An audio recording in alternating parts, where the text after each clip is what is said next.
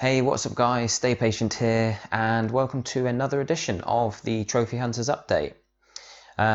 It's a bit of an odd week this week because yesterday I came onto psnprofiles.com to prepare for the video as usual, and I noticed that we had like the shortest list of new games that had been added that I've seen since we've been doing this series. It's only been sort of a few months or however long, but there was literally maybe 6 or 7 new games added, and that was yesterday. So I thought, okay, it's going to be quite an easy, basic video tomorrow, and that was, in a way, I was pleased about that because my voice has been going the last few days.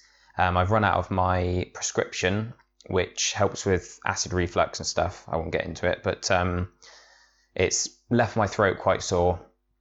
And I was hoping, I wouldn't have to do too much talking today. Oh, pardon me. But today I came on, after yesterday, and a whole load of new games were added, which is still cool. I do enjoy doing the video, so bad throat or not, I'm looking forward to it. So we have got quite a lot to look at this week. I've not had a huge amount of time to research everything because, like I said, most of this stuff was added literally a couple of hours ago. But there is one game this week that I think has the potential to be the easiest platinum ever, literally ever released on any PlayStation console, PS3, PS4, Vita. Obviously, there's a few sort of super easy Vita Japanese like interactive novels and things like that. But this looks like it could be the easiest in the sense that anyone could do it without even having a guide. You don't need to follow a guide like you do with the adventure games. I'm not going to mention which one it is yet. We'll get to it in a minute. But like I was saying earlier or yesterday, I had a look, and obviously last week we ended at Earth's Dawn. And I looked earlier on today, we had from black and white Bushido up to, I think, Volgar, or maybe Robinson. They were all on yesterday. So literally there's like 3 Japanese games and a handful of what look like, indie games. Dishonored II is like the big AAA release this week. But since then, we've had this whole list of games added just today, or, well, another maybe 10 or so. And I'm just trying to think if there's anything we needed to cover from last week. Sometimes we look at games and we don't have a lot to go on, so we kind of check back on them.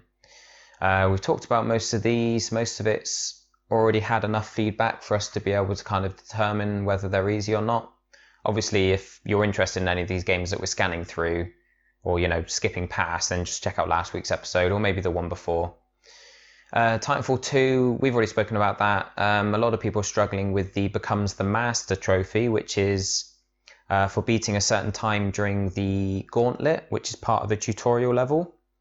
Now, I've got 2 guides up for that because I actually ended up finding it really quite easy, and a lot of people have watched the guide and been able to go on and do the trophy. So if you are playing Titanfall 2, which a lot of people are, I do recommend checking out those guides on my channel. I've got collectible guides and stuff like that as well, but it's the Becomes the Master guides that are hopefully going to be the most useful to you because it's the hardest trophy in the game and loads of people are really struggling. So I thought I'd do an in-depth, I did like a beginner's guide with an in-depth look at a nice easy route to take, like the simplest route that didn't involve too much complexity, too many moves to remember and things like that. I tried to keep it as basic as possible. And then I did a second video which was kind of a more advanced route, which isn't entirely different. It just adds a few more jumps in. It just kind of builds on the original route. So if you've practiced the original route that I showed in the first video, then you'll be able to kind of just make some tweaks to it to, in the second video, I talk about the few differences that I've implemented basically involve just jumping between walls a bit more often. But that second video is for anyone who has tried the first video and they're able to do it but aren't quite fast enough because it only beats the time by like a second, whereas the second video beats it by over 2 seconds. So, to those of you trying that trophy, check out both guides in order, watch the first one and then move on to the second one because they kind of complement each other. But the actual trophy set, in my opinion, is super easy. If you can get past that, becomes the master trophy, and it's really not hard. I'm kind of puzzled as to why people are struggling with it, because I'm not a big FPS player, but I can do it first try every time now. I can beat it by 2 seconds or more, and I'm not using any like crazy moves. Like I've seen people doing this move where you slide and then jump and it kind of launches you forward, and they just keep doing it over and over, and it just bounces them along the floor at ridiculous speeds. And I mean, I'm not sure how they do that. I could probably do it myself if I knew, if someone explained it, but you really don't need that kind of stuff. You just need to jump at the right points, keep your momentum up. Anyway, that's enough on Titanfall 2.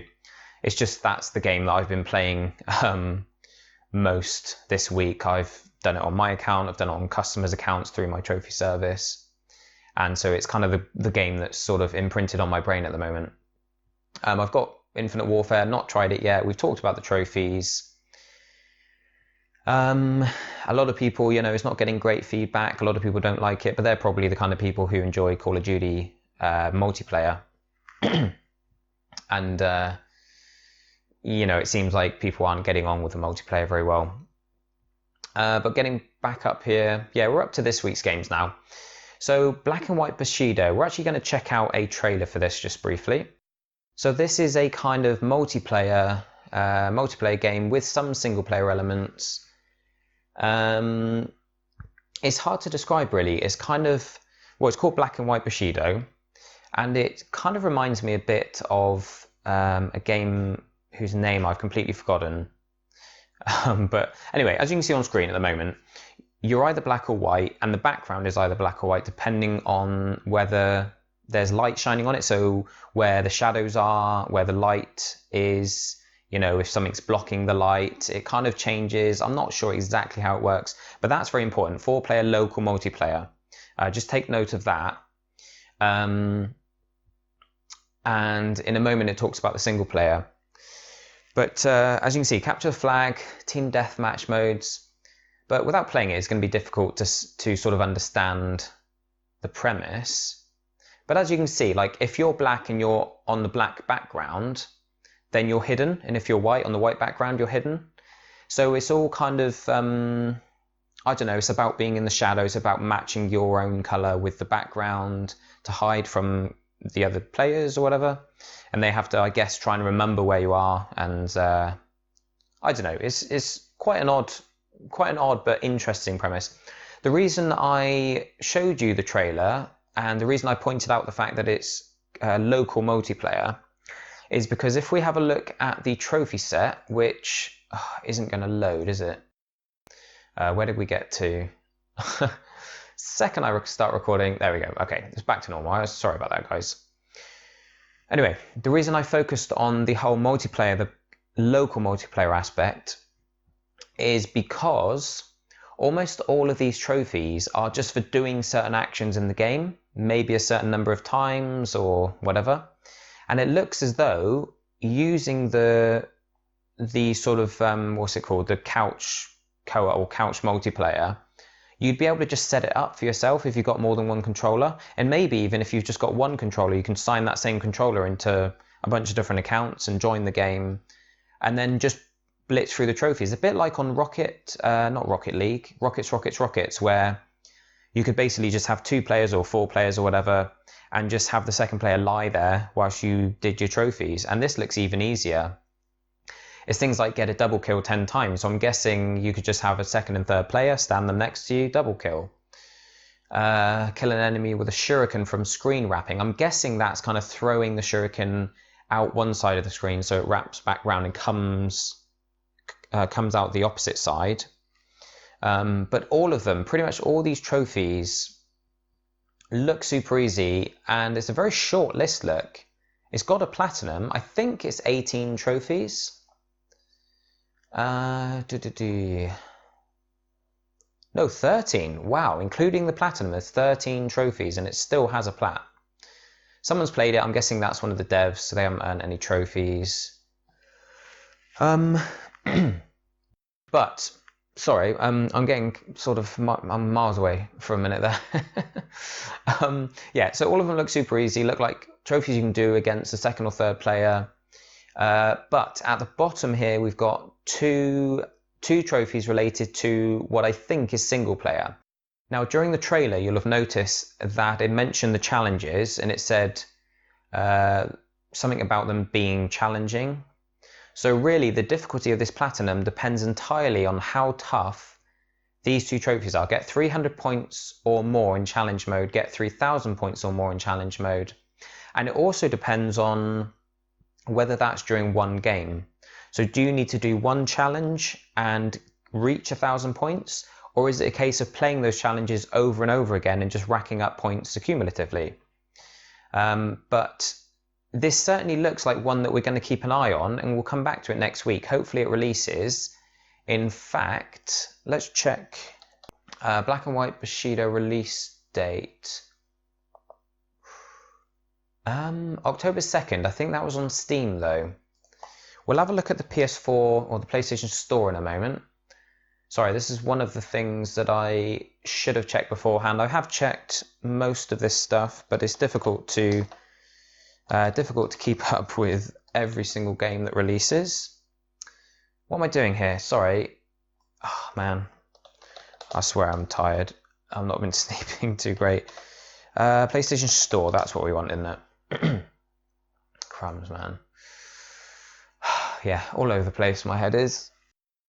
All right, let's have a look. I do want to apologise for the fact that the screen looks a bit washed out. I've just realised that one of our settings on the recording software is wrong, but it's not out yet.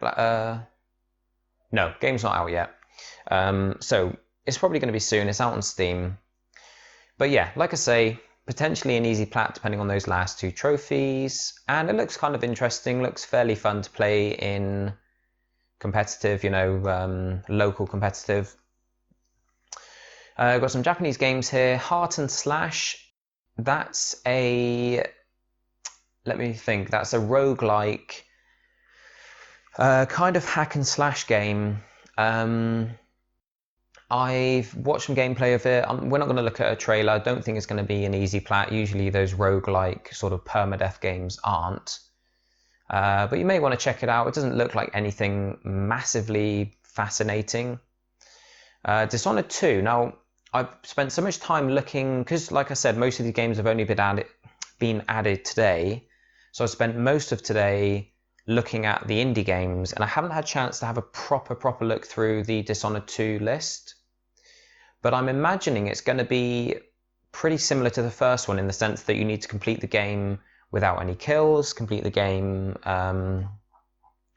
without getting spotted. Yeah, here you go. So complete the game without killing anyone. Let's have a look. Complete the game in high chaos and in low chaos. So chaos is, how your actions affect the world. So high chaos is if you're really violent, you get a lot of kills, you do stuff in front of people to scare them and all that kind of thing. And the world responds to that. So in the first Dishonored, there would be more rats around. There would be more, whatever the kind of zombie type people were. I forget, they had like some kind of disease, reapers or something like that. There would be more of them because there would be more illness because of the rats. And, the whole world would just be bleaker and darker and everything.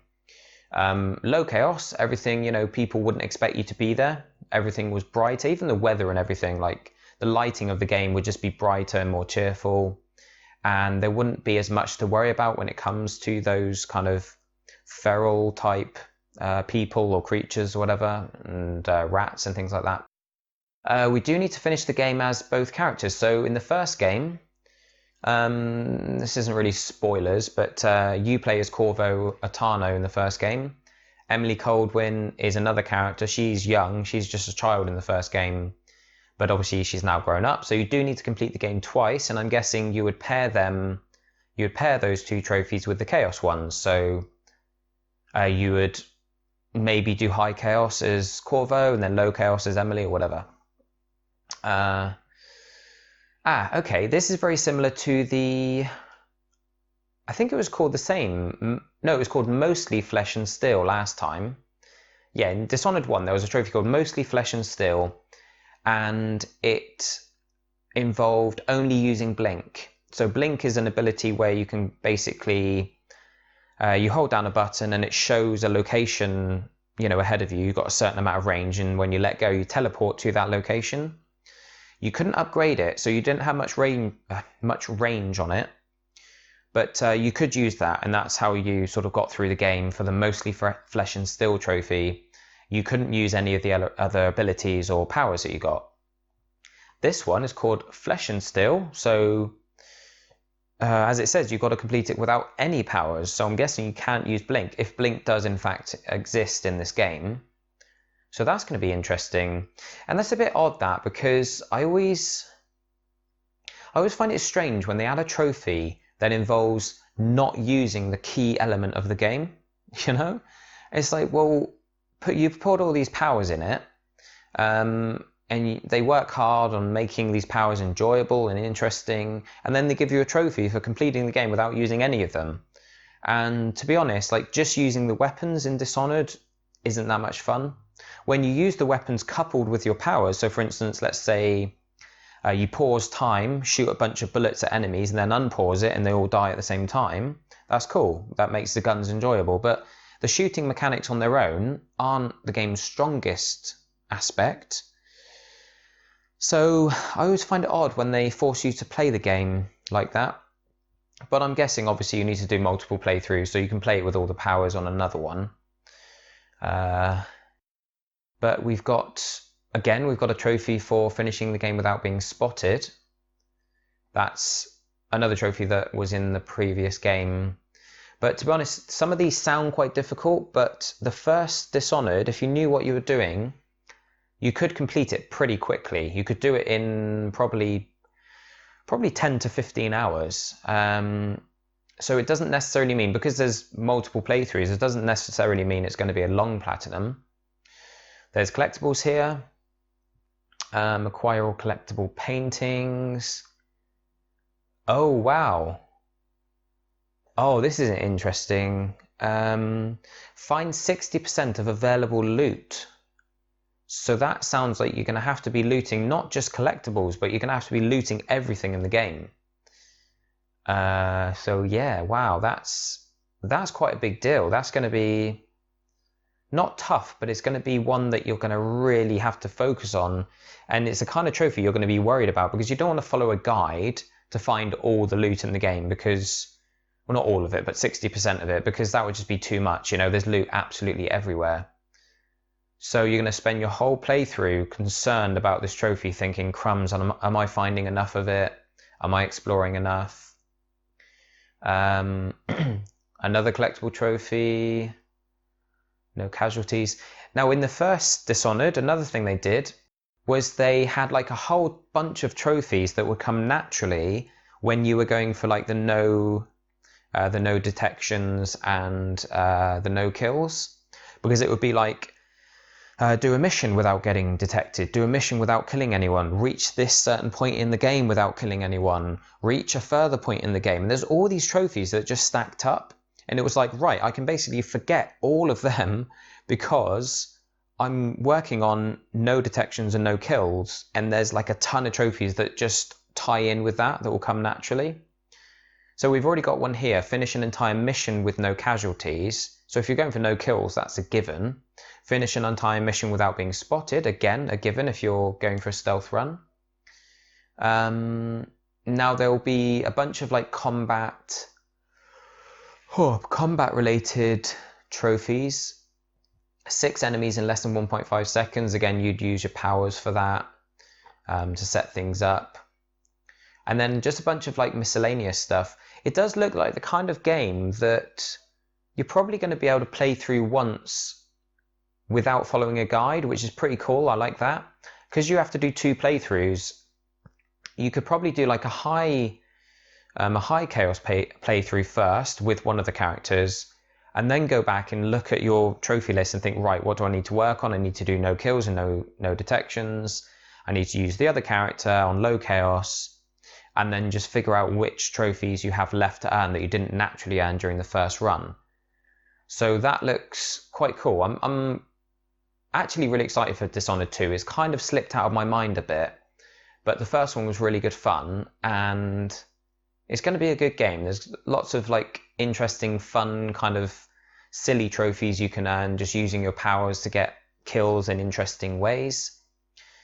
And I think for the most part you can save your game before doing a kill, so even if you're on your stealth run through, you can do all the kill related trophies. If you're going for no kills, you just make a save, earn them, and then reload. Bunch of story trophies, looks like. Yeah, that doesn't look too bad. It looks very similar to the first one, and the first one definitely sounded harder than it was, and it ended up being quite easy. So let's hop back to our list here.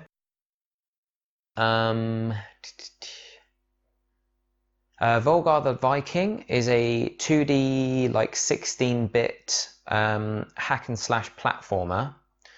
Very much like the tricky games from years and years ago, but apparently it's renowned for being very difficult. You can actually watch PewDiePie play it if you search for the game on YouTube. PewDiePie's gameplay video of it is quite high up, and I think it's the second result. And I watched a bit of that just to get a feel for it, and he was like raging and get really, really annoyed with it because it's one of those games that's tricky, and you need to learn each section to know exactly what's coming, because you can die like instantly. So you do a bit and then you die, and you go back like not far to the checkpoint because you didn't get very far, and then you do a bit more and you do a bit more, and eventually like you'll retry something loads of times, and eventually you'll get past it and you'll be really glad, and then you'll get to a whole new section, and because you haven't been there yet, you die and you realize that there hasn't been a checkpoint that whole time, because the checkpoints are very far apart by the looks of it. At least when you take into account the difficulty of the game, they're far apart. If you looked on a map, they probably wouldn't be all that, there wouldn't be a huge amount of distance between them. But with the amount of difficult sections you need to complete between the checkpoints, it makes it feel like a long time. So that's definitely not going to be an easy plat from what I can, from what I assume anyway, from what I've taken from the videos I've seen. Robinson the Journey. Now, I'm not going to show a trailer for this, partly because most of them are really long, and partly because I don't ever include the sound in my trailers because I don't want to get it matched up with copyright. You may have noticed some of my videos, I share a trailer, but then it just comes up with a blank screen because I've had to then go back and delete it because it's kind of been copyrighted. So even sometimes the visuals of the trailer have a copyright notice on them. So if that ever happens, I do apologize. I mean, it might happen during this video. I do add the trailers and then upload it to YouTube, and then if it comes up with a notification, I take it down, re-edit it, and put it up again. But yeah, I apologize if that's happened. That's part of the reason I'm not doing the Robinson one, because it might be copyrighted, but at the same time, you kind of need to have the audio with it. It's a VR game, and it's being touted as the kind of the killer app for VR, because we've been waiting for like a proper game, a proper fully fledged game. We've got things like Drive Club and some multiplayer stuff like Rigs and whatever, but most of them are just kind of bite-sized experiences. And we've also been waiting for a game that looks amazing. A lot of them look a bit dicey, but Robinson the Journey, it looks really good. Like graphically, it looks amazing. To be fair, when you watch a trailer or you watch gameplay of it, the recording is taken from directly from the PS4. So you're not seeing it at the same quality as you'll see it through the headset itself. It always, VR games always look worse when you're watching them through the headset, when you're in the VR itself. But, it's still, I think, going to look really nice, even with the kind of graininess that comes along with the VR headset. I'm basing that partly on this review here. We've got someone on Reddit who's played the game. In fact, you know what I'm going to do? It looks like it's already released, possibly. Oh no, it's coming out 11th of November, so it's on pre-order at the moment. It's running on the Crytek engine, which is partly why it looks so good. And this guy here on Reddit, he's played it. I'm guessing he got the game early. Anyway, he talks about how it's a 10 out of 10 graphically. The movement does give him a bit of motion sickness. And the wow factor is really cool, so way cooler to me than Batman, because Batman's kind of the game that you show people. I've not actually played it yet, but it's the one that if someone comes round, you show them and they're like, wow, I'm Batman or whatever. But he said this is even cooler. So it's a good game for people to get an idea of what VR is all about. So basically, just to give you an idea, because he talks about dinosaurs here, from what I understand, you've basically like crash landed in a pod on a planet and you've got this AI whatever with you, like some form of AI, and it's an exploration game. So you've got dinosaurs on this planet. It's like really lush. It's a typical Crytek looking game, because obviously the Crytek engine was originally used to make the Crysis games, and they're all like lush trees and a lot of detail in the kind of wildlife and stuff. So it looks very much like that kind of game. It's it's a really nice looking planet you land on. Obviously far better graphics than something like what is it, No Man's Sky, which is kind of like a No Man's Sky game without the space travel. Basically you're just stuck on the one planet. He says that immersion is 7 out of 10. Stories, he says, is not amazing. Immersion 7 out of 10, because I think from what he says, it sounds like you can't use the Move controllers. And when you watch the game being played, the character actually holds something that looks like a Move controller. And he said that's not the reason he doesn't like it. The reason is he wants to pick stuff up and he can't. So maybe there's not as much interaction with the world as he would have liked. But you know what? It looks like the kind of game I'd love to try, and I'm hoping it's available retail. We can find that out. Yes, okay, it's available retail. The reason I wanted to check this is because that means you can rent it. If you've got like a Boomerang Rentals membership or whatever service is available in your country, that means that you can rent a copy, because it's a lot of money. I mean, 50 quid to spend on a VR game. It can't be that long. And to be honest, I've looked through the trophy set. Most of it looks like kind of doing specific things in the world. Finding stuff. You've got like collectible based trophies there. Scan every communicator, and you've got like just one-off trophies. It's going to be very difficult to tell how difficult or long it is, so we're not going to look too carefully into it. But for me, that looks like a must-play VR game. You can get a kind of impression of, I mean, this actual picture looks distorted in some ways, kind of almost like fisheye or something. That's probably just because of the way the site's used it. But you can get an idea of the sort of scenery. It just it appeals to me, the idea of collecting stuff in a game in VR, because so many games have got collectible based trophies and they can be fun. Like in Titanfall 2, they're fun because they require you to use the mechanics of the game. So you have to kind of make use of the wall running. Sometimes you've got a device that switches you between time periods, and all the collectibles are things like you have to acrobatically collect them. You have to use the moves within the game, and that's fun. That makes the collectibles enjoyable to grab. Some games, it's just a case of like looking everywhere, and if it's the kind of game where traversal through the environment just involves holding your analog stick forward and you're just walking around, then finding those collectibles can be a real drag, because it's like, well, I'm not actually gaming, I'm just walking forwards until I find the collectibles. But the idea of a game with collectibles in VR just adds that whole new layer of gameplay, a whole new layer of immersion, and it stops the collectibles from just being boring and pointless, because it's just the idea of feeling like you're actually there in the world and you're looking for stuff that's around you rather than just holding an analog stick in a certain direction. It just sounds cool, and I'm definitely looking forward to giving that a try. The only problem is I really wish that they hadn't released VR at this time of year, because I've had it since launch day and literally I haven't started a full game yet.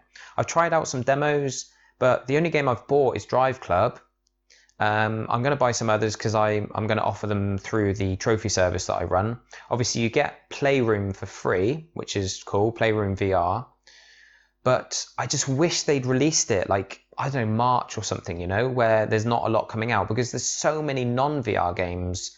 There's too many of them to keep up with before you start throwing the VR in. So I'm literally sat here, I haven't even played my VR yet. I've tried demos, I haven't played a full game, and that's a bit frustrating. But I'm going to get into it, and I am going to do another video talking about motion sickness and how you can hopefully deal with it. But that's all in the pipeline at some point when I can find the time. Now we get on to what I think is going to be the easiest trophy set ever on PlayStation. I could be wrong, I don't know, but I've done a bit of research. That's My Name Is Mayo. Now, let me just sorry, just get a bit more comfortable here. This game looks looks hilarious. It just looks pointless, but in a funny kind of way. And the great thing about it is that not only is it, I think, going to be super easy, I think it's going to be the perfect game for Trophy Hunters as well, because I see it being really, really cheap too. I watched someone playing this on YouTube, and I think they bought the Steam version, because obviously it's not on PS4 yet. And they said it was like 69 pence. Now, I know games are quite often cheaper on Steam because of the sales and things like that, but it can't be much more than that. It's probably going to be a couple of quid, like a few dollars, maybe $5 or whatever on PS4. And the game itself is basically, I'm not going to show you a trailer because, again, a lot of it's based on the sound. It just sounds weird, and really the trailer's like a few seconds long. I could show you some gameplay. I haven't got any of my own gameplay, so I didn't want to download someone else's and share it with you. But it's one that, I don't know, it's so easy to describe what it is that you don't really need to see it. Basically, it's a jar of mayonnaise on the screen, and you've got a hand there. You guys probably seen this by now, but you've got a hand on the screen, and you just tap the mayonnaise or like touch it, like flick it or whatever. And it looks like it's basically just one button.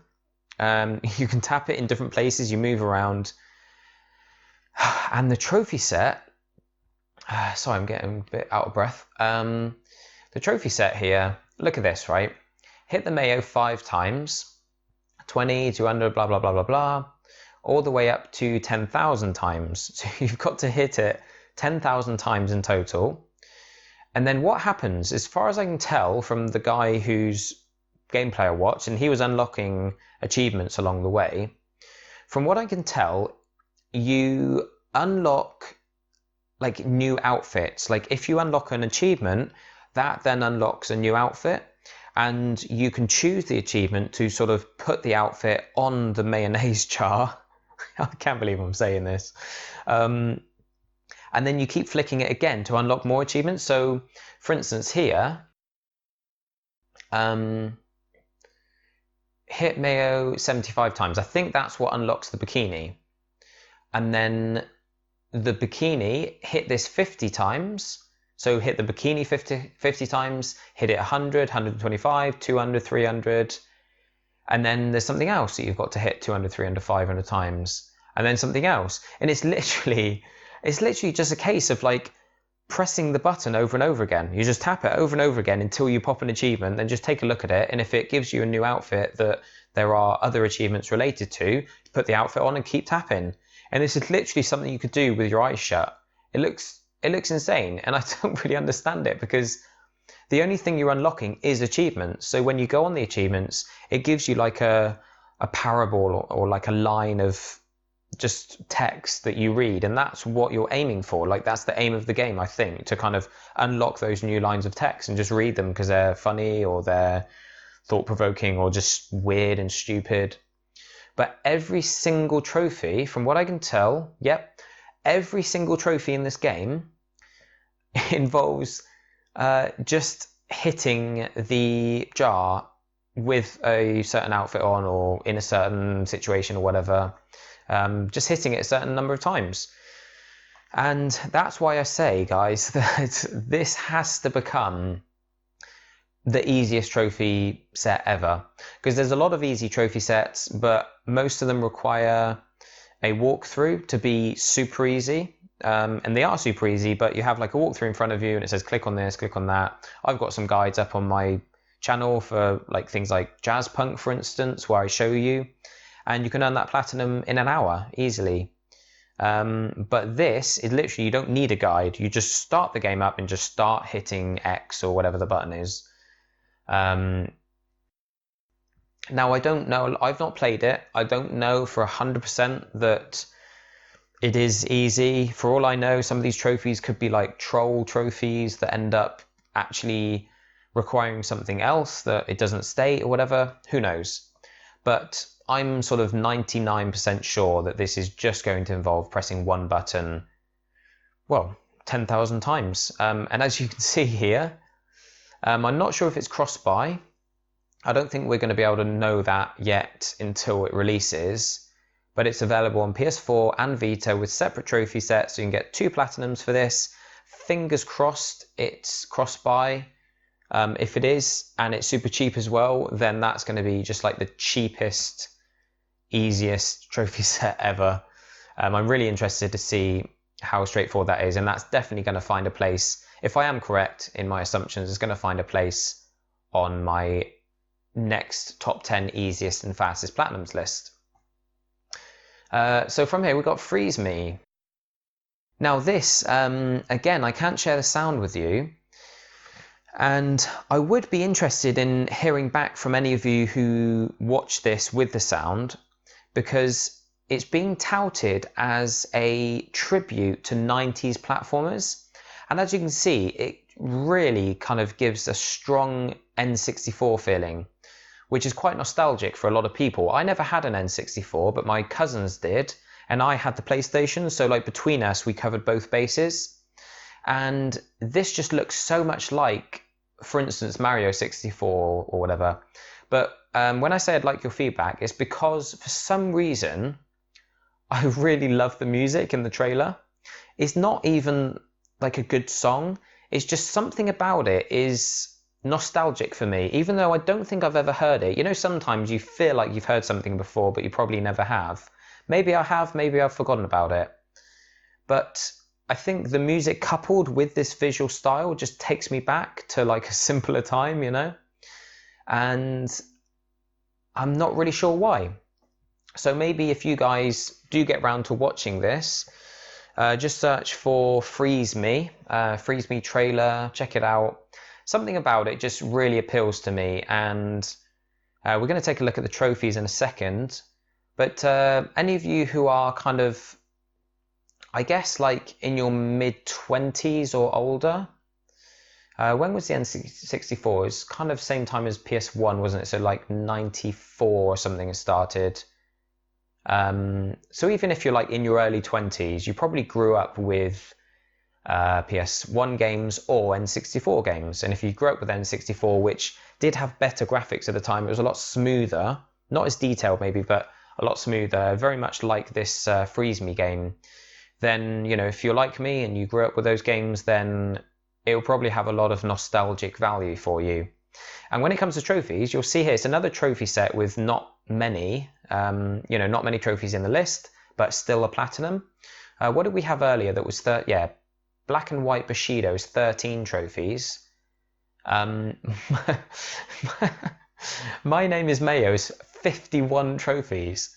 Now, a lot of people sort of put a lot of import on how many golds and silvers a trophy set has, or how many trophies it has overall, which I guess is kind of cool having a lot of trophies because it adds to your total.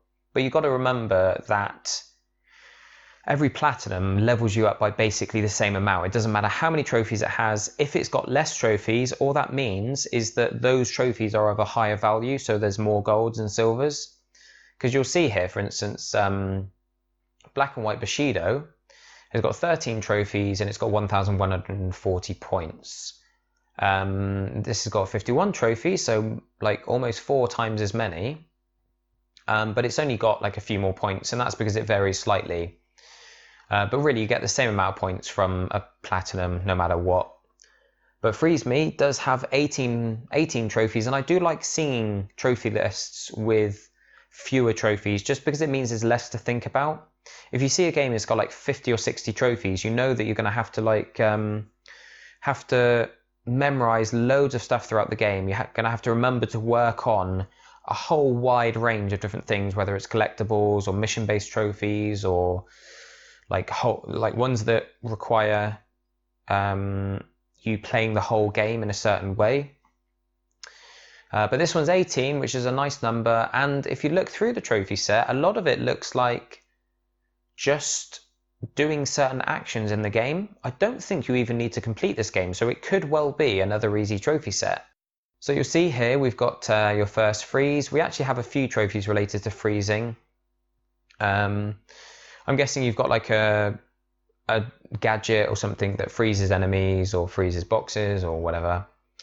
I think we saw it in the trailer actually, like she froze a moving enemy and then used him as a platform to reach a higher platform. But you've got to do that 500 times, so that's quite a lot. But then the rest of them is like like run for 2 minutes non-stop or fly for a minute. This is the other long-winded one. I'm not sure what this means exactly, but get at least all the coins inside 100 spinning coin containers. Now, I don't know whether that's something you can fail or whether it's a case of just going into the container and grabbing all the coins or what. But there's no trophy, from what I can tell, there's no trophy for completing it. Possibly there are only 100 spinning coin containers in the game, so maybe you do have to collect all of them. But the majority of them is like slide on the wall for more than 5 seconds, your first salamander. It just seems very like specific, you know?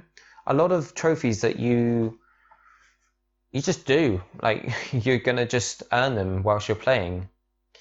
So yeah, this looks like potentially another easy platinum, depending on how hard the game itself is. But I don't see it being, you know, difficult. It looks like very much a child-friendly game. It's almost like the kind of game that if you did grow up with the N64 and you've got kids, you kind of want to show them a game that sort of reflects what you grew up with game-wise, but is still modern, because, you know, no kids nowadays want you to put like a 20-year-old console in front of them and play it.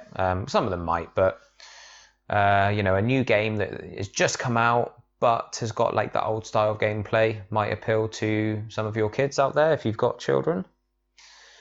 What else did we have here? Eagle Flight is a game that's been teased a lot.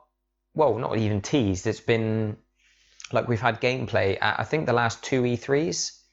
It's another VR game. It's the one they often show when it comes to multiplayer.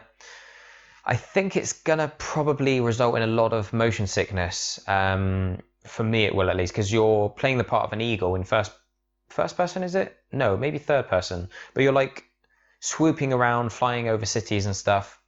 And it's almost like multiplayer competitive where you do sort of capture the flag and stuff like that. It looks kind of fun. I don't know. It's not something that's massively on my radar, but I'm sure most of you will have seen gameplay for it by now. Mechazoo.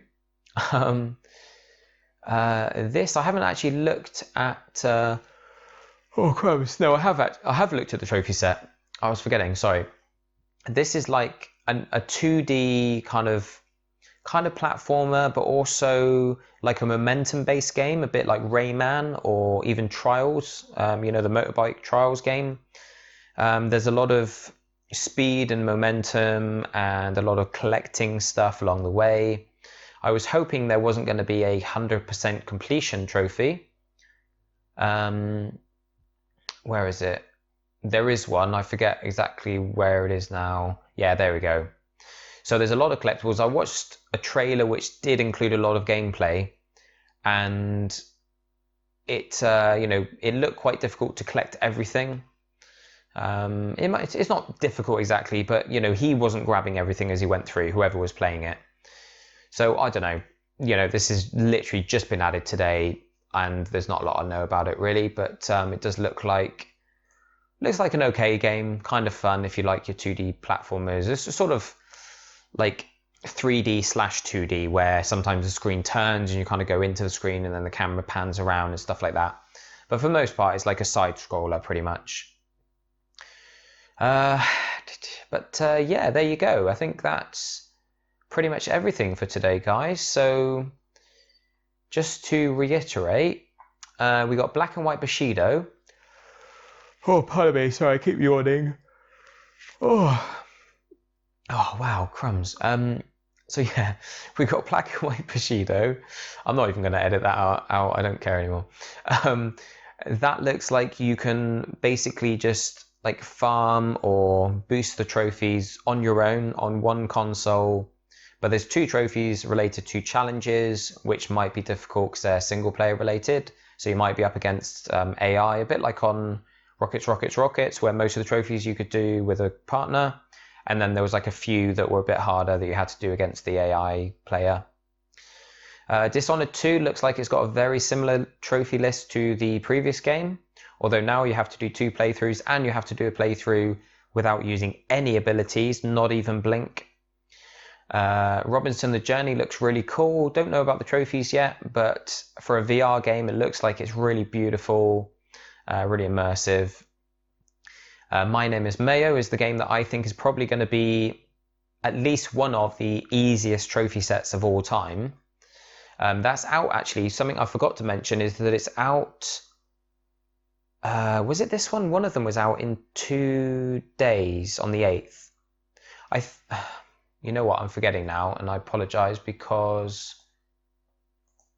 Yeah, I'm pretty sure. I'm almost positive it was My Name Is Mayo. I checked it earlier, and it's out in 2 days' time, if I remember correctly. So that's Tuesday. Today's Sunday. You might be watching this on Monday, because quite often I don't get it edited and uploaded in time. It kind of has to be produced overnight. You know, I get it all edited and then produce it overnight. So tomorrow, if you're watching on Monday, then it's out tomorrow on Tuesday. And I'm going to be picking that up straight away. I would like to see if it is as easy as I'm assuming it's going to be, and then I can quickly get it on the next top 10 list. Freeze Me looks really nice. I don't know why, something about it just appeals to me. Check out the full trailer with the music and let me know if you think something about the music feels nostalgic to you. And that's it, guys. There was one other game. I think we returned back to this. Oceanhorn is a game that we looked at, and I said, looks like it might be easy based on the image. This is weeks ago now, probably a couple of months ago. And then someone posted on the... That's right, yeah. Someone posted on the video and said, I think it might have been Ghosty, said it is easy. It's been sort of translated over from mobile platforms. And I couldn't remember if we came back and mentioned it again. I think I did mention it the following week and pointed out that someone had said it's easy. There is a guide up now. It's been up for a while, actually, and it takes between 10 and 15 hours. It's apparently a very easy plat, but it just looks fun. It's kind of got a Zelda feel about it. I think they're going for a Zelda style. So if you enjoy the Zelda games and you missed not having them on PlayStation, then Oceanhorn might be for you. Looks fun.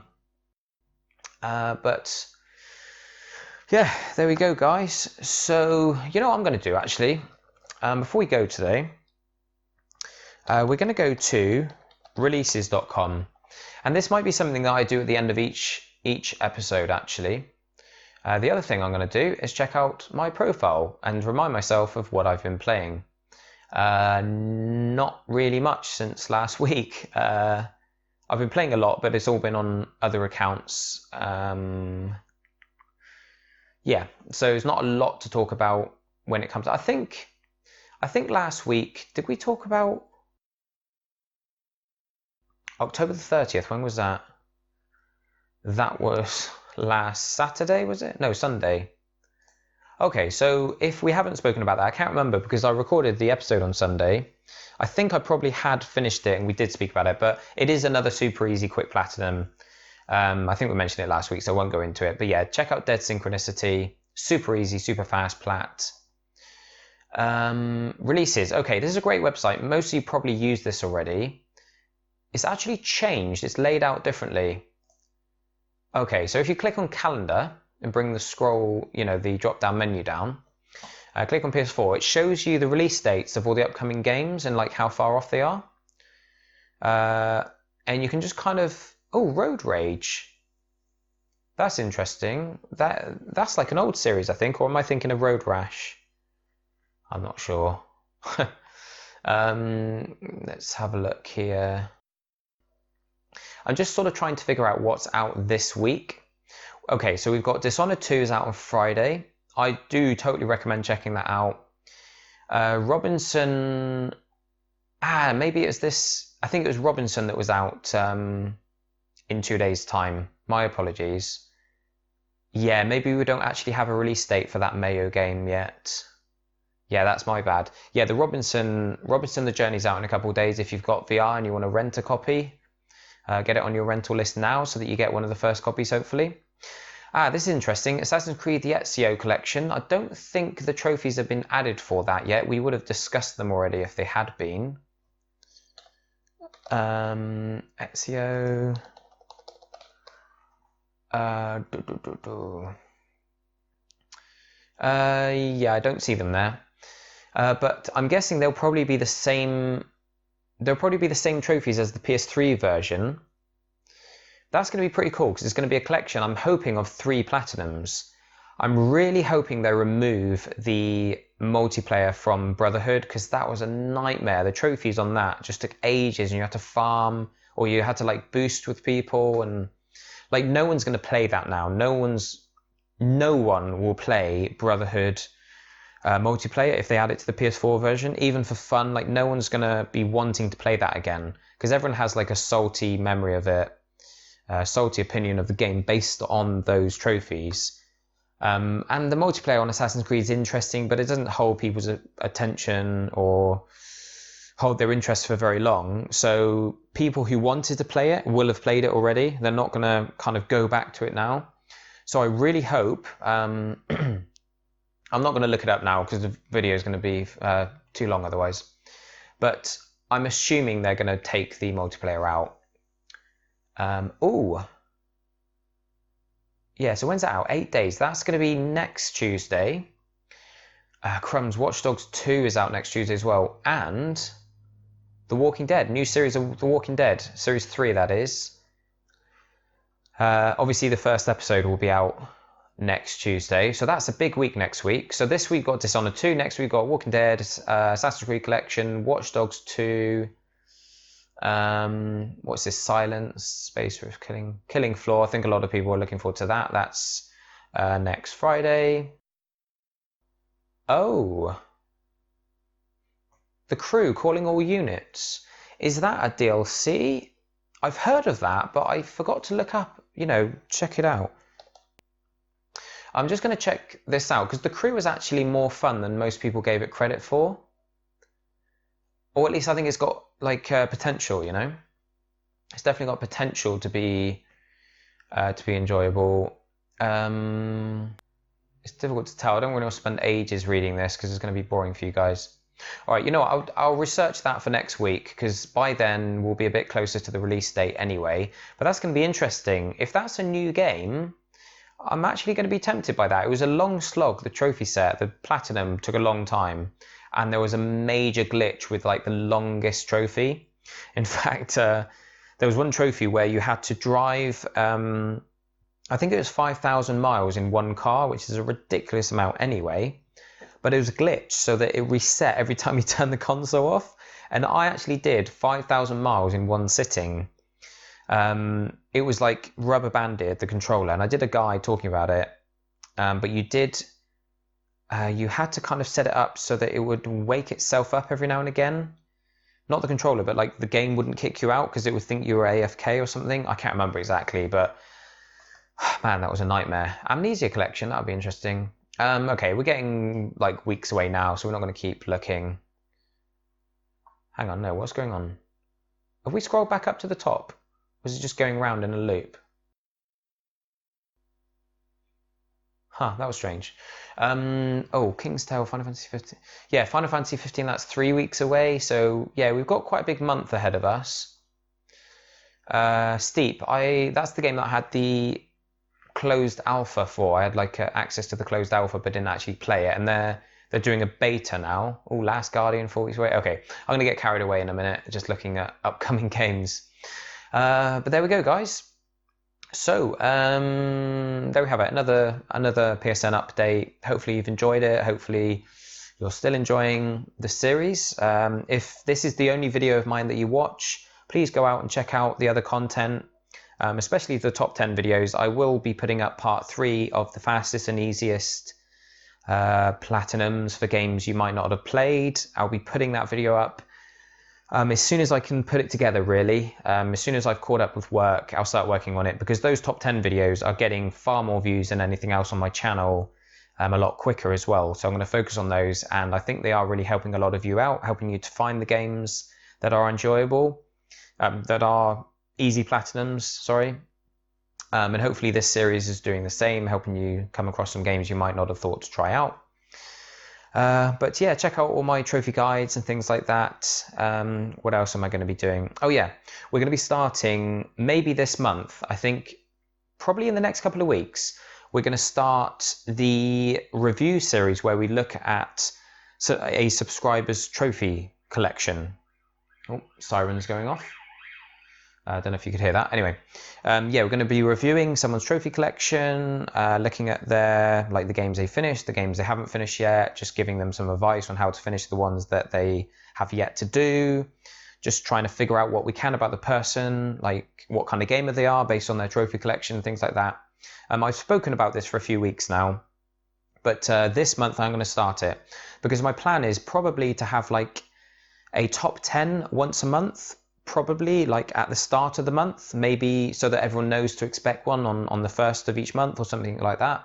And then we can do like the trophy review in the middle of the month. So every second week we've got like a big feature like that. And then obviously we'll keep this video series going as well. But again, guys, thanks very much for watching. Thanks for all your support. Don't forget to like and subscribe, of course. And I'll catch you all very soon. All right, cheers for watching, guys. Later.